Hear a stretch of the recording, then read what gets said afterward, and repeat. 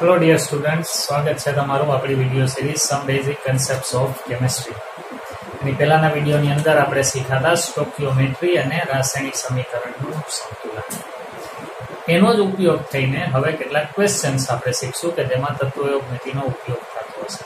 So in this video we are going to learn some examples regarding stoichiometry and balanced chemical equation. હવે આ વિડીયોની અંદર પણ હું ગુજરાતી અને અંગ્રેજી બંને ભાષાઓમાં તમને સમજાવીશ. મોસ્ટલી ગુજરાતી મીડિયમના બાળકોને તકલીફ ના પડે એનું પૂરું ધ્યાન રાખી અને આપણે ભણશું.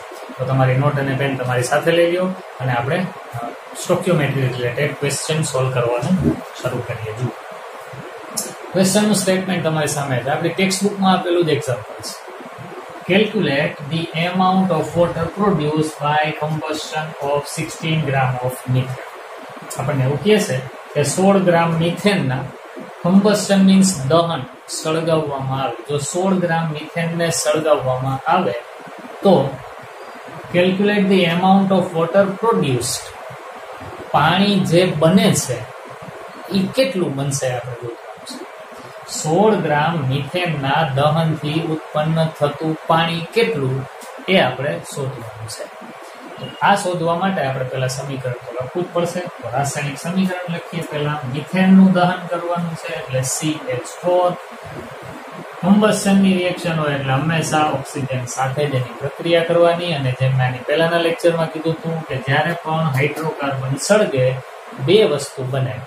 એક બને કાર્બન ડાયોક્સાઇડ, બીજું બને પાણી. ચાલો, સમીકરણ લખાઈ ગયું. હવે એને બેલેન્સ કરશું. અહીં કાર્બન એક જ છે, હાઇડ્રોજન અહીંયા 4 છે, અહીંયા ભેજ છે. 4 કરવા માટે 2 મૂકશું. ઓક્સિજન 2 ને 2 4 થયા. અહીંયા ભેજ છે, 4 કરવા માટે અહીં 2 મૂકશું. સમીકરણ સંતુલિત થઈ ગયું છે. ચાલો, હવે અહીંયા વજન આપેલું છે મિથેનનું. તો પહેલા તો આપણે રકમમાં જો વજન આપેલા હોય ને વજન માંગ્યા હોય તો આપણે બધાના અણુભાર લખી લેશું પહેલા બધાને, એટલે જેની જરૂર હોય ને. મિથેનનું આપેલું છે ને પાણીનું માંગ્યું છે તો આપણે બેના જ અણુભાર લખીએ. મિથેનનો અણુભાર 12 + 4 એટલે હું સીધું લખું 16 ગ્રામ પ્રતિ મોલ. આ મોલેક્યુલર માસ. અને પાણી એનો મોલેક્યુલર માસ અણુભાર કેટલું થશે? 2 × 18 that means 36 ગ્રામ પર પાણી. પણ ગિવન ડેટા શું છે? 16 ગ્રામ પર મોલ. મિથેન કેટલો આપેલો છે? 16. બસ તો આન્સર આવી ગયો. પૂરું, કાંઈ ગણવાની જરૂર જ નથી. 16 ગ્રામ મિથેન સળગે ત્યારે પાણી આ બેલેન્સ્ડ કેમિકલ ઇક્વેશનને આધારે કહીએ તો કેટલું બને? 36 ગ્રામ. અહીં આપણને કેટલા ગ્રામ મિથેનના દહનની વાત કરેલી છે? 16 ગ્રામની છે. તો 16 ગ્રામ મિથેનના દહનથી બનતું પાણી કેટલું હશે? તો નક્કી 36 ગ્રામ. તો આ આપણો જવાબ છે. દાખલો પૂરો થઈ ગયો. લખવાનું અહીંયા, according to the balanced chemical reaction, if 16 gram methane is burned, then 36 gram water is produced. Here in our chemical reaction, 16 gram methane is given. Therefore, the amount of water formed will be 36 gram. ગુજરાતીમાં કહું તો સમીકરણ પ્રમાણે 16 ગ્રામ મિથેનના દહનથી બનતું પાણી 36 ગ્રામ. તો અહીંયા આપણને 16 ગ્રામ જ મિથેન કીધેલો છે તો પાણી કેટલું બનશે? સીધો જવાબ 36 ગ્રામ. હવે હું આ જ ક્વેશ્ચનમાં ફેરફાર કરીશ. પહેલા તમે વિડીયો પોઝ કરીને એટલું લખી લો. હું જે બોલ્યું છું એ આપણે જવાબમાં નીચે લખવું. હવે હું આમાં ફેરફાર કરું જેમાં આપણે થોડીક કેલ્ક્યુલેશન પણ કરવાની થશે. ચાલો જોઈએ. Calculate the amount of water produced by combustion of 48 gram of methane. આવું જો હું કરી નાખું તો આપણે થોડું ઘણું ગણતરી કરવાની થાય. વળી પાછું મેથડ સેમ રહેશે. મિથેનનું દહનનું સમીકરણ લખવાનું, એને સંતુલિત કરવાનું, અને વજન આપેલા છે તો આપણે બધાના મોલેક્યુલર માસ પહેલા લખી લેવાના. જેના કીધા હોય એના આપણે લખાશે. મિથેન નું આપેલું છે વજન એટલે એનો મોલેક્યુલર માસ લખવાનું. પાણીનું વજન ગોતવાનું છે એટલે એનો મોલેક્યુલર માસ લખવાનું. હવે given data. Here 48 gram methane is taken. So it is 48 gram. Then how much amount of water will be produced? તો સાદી ત્રિરાશી ક્રોસ મલ્ટીપ્લિકેશન મૂકવાનું. So our answer will go like this. If 16 gram methane is burned, then it will give us 36 gram of water. But here 48 gram methane is burning, then the amount of water formed will be. So it will be 48 multiplied by 36 divided by 16. So 16 તેરી 48 તો ભાગાકાર થઈ જાય 16 3 is 48 અને હવે આ બેનો ગુણાકાર 6 3 18 નો આટલો વધી 1 અંતરે 9 ને 10. So we will have 108 gram of water when 48 gram methane is burnt. આ રીતના પણ દાખલો થાય. હજી આમાં એક ફેરફાર કરીને પાછો આવો જ આપણે બીજો દાખલો પણ સોલ્વ કરશું. વિડિયો પોઝ કરીને આપણે ઓકે ચાલો ક્વેશ્ચન આનો આજ આંકડાઓ બદલી નાખું છું, થોડીક information calculate the amount of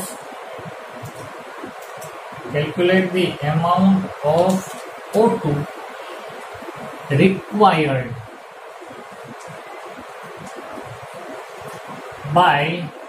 for the combustion of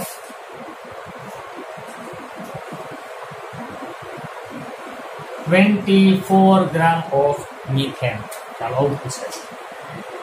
paper કરી નાખો ખાલી બે વસ્તુ, એટલે અત્યાર સુધી પાણી આપણે ગોતતા હતા, હવે ઓક્સિજન કેટલો વપરાય છે ગોતવાનું છે.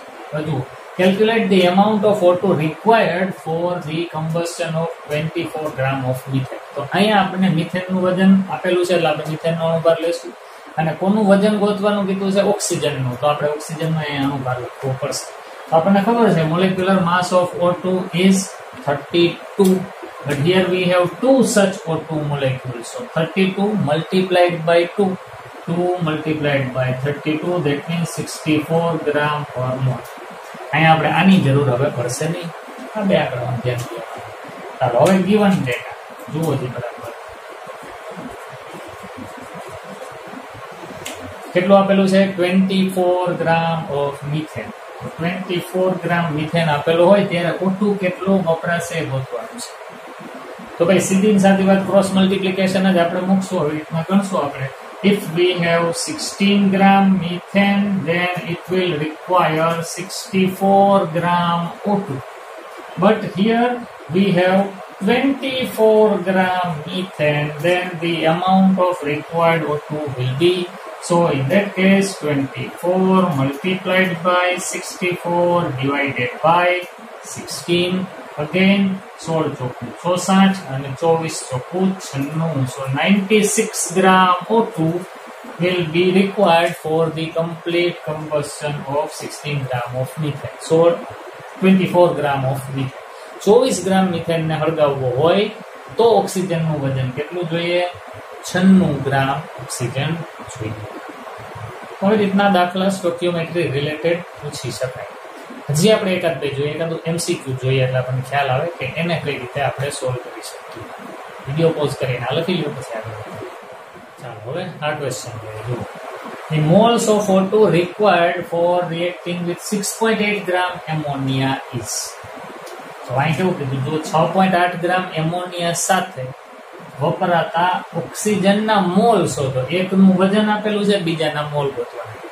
પાછું કેમિકલ ઇક્વેશન બેલેન્સ્ડ કરેલું છે નહીં, તો સૌથી પહેલું કામ તો આપણે કેમિકલ ઇક્વેશનને બેલેન્સ કરવું પડશે. ચાલો બેલેન્સ કરવાનું શરૂ કરીએ. સ્ટોકિયોમેટ્રી આપણે શીખી ગયા છીએ.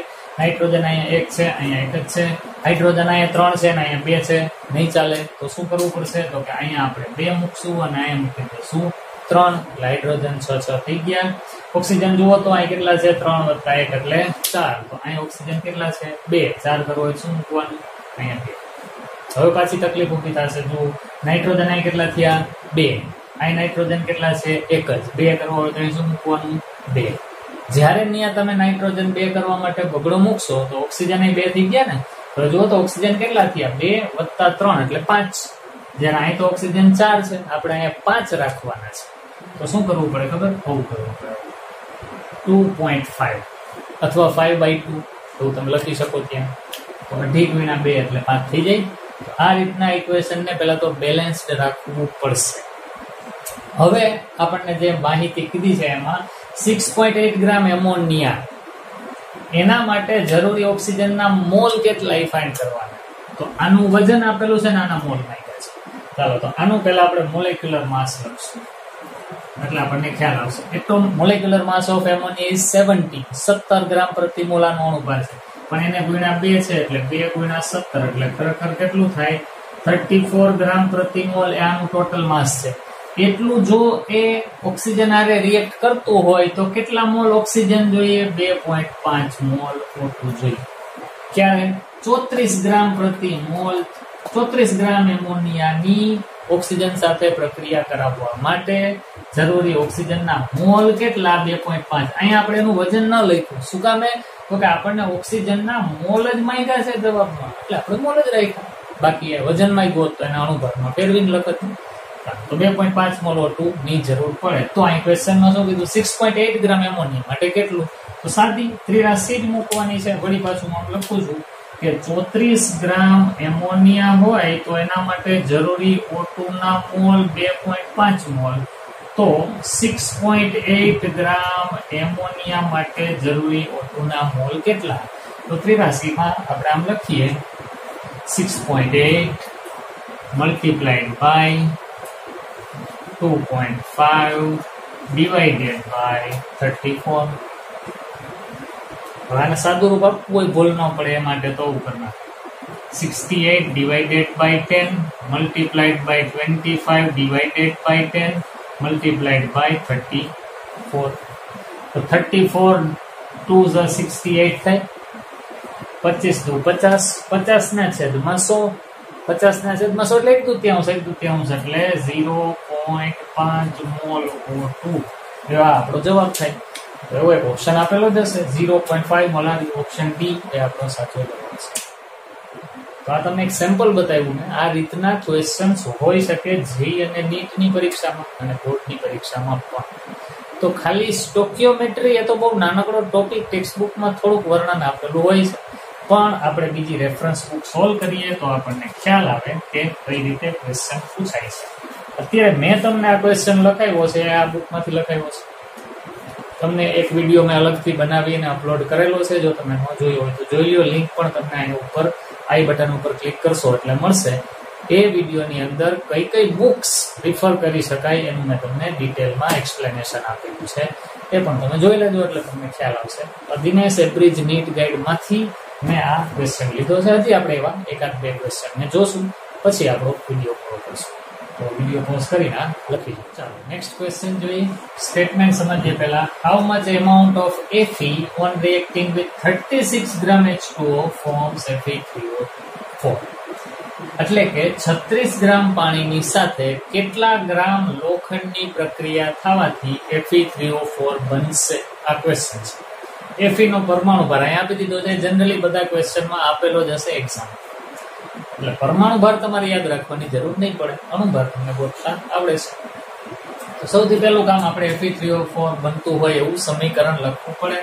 તો Fe plus H2O gives Fe3O4. આ સમીકરણ છે. આને સંતુલિત કરવું પડશે, પછી આપણે આગળ વાત વધારીએ. તો જો અહીંયા Fe3 છે, અહીંયા Fe એક જ દેખાય છે તો અહીંયા મૂકી દઈએ 3. ઓક્સિજન અહીંયા 4 છે તો અહીંયા ઓક્સિજન એક જ છે, 4 કરવા માટે અહીં 4 મૂકવા પડશે. હવે જો હાઇડ્રોજન આમાં કંઈ મેં લખ્યા જ નથી, એનો અર્થ એવો કે હજી આપણે કંઈક નિપજ લખવાની બાકી છે. 4 તો 8 હાઇડ્રોજન અહીંયા છે. બસ તો અહીંયા આપણે 8 હાઇડ્રોજન બતાવવા માટે શું કરવું પડશે? 4H2 લખવું પડશે. હા તો સમીકરણ થયું અને એ સંતુલિત પણ છે. હવે આપણે એવું ગોતવાનું છે કે 36 ગ્રામ પાણીની સાથે કેટલું Fe પ્રક્રિયા કરશે. તો પેલા વજનની જ વાત છે તો આ બધાના આણ્વીય દળ આપણે લખવાના.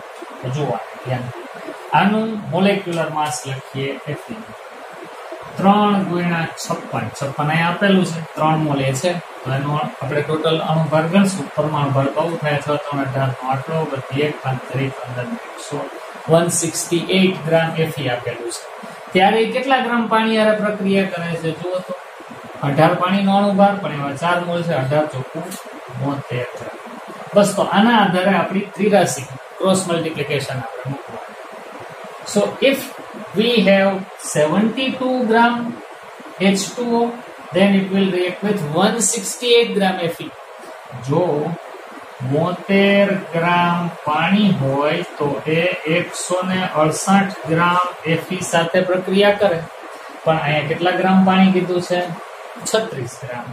તો 36 ગ્રામ પાણીની કેટલા ગ્રામ Fe સાથે પ્રક્રિયા થાય? બસ તો હવે 36 ગુણ્યા 168 ના છેદમાં 72. આ 36 દુ 72 થઈ જાય અને આ બેનો ભાગાકાર થઈ જ જતો હોય. જુઓ તો 80 દુ 160 થાય, પણ 84 દુ 168 થશે. તો અહીંયા આવશે 84 ગ્રામ. તો એક ઓપ્શન હશે જે આપણો જવાબ.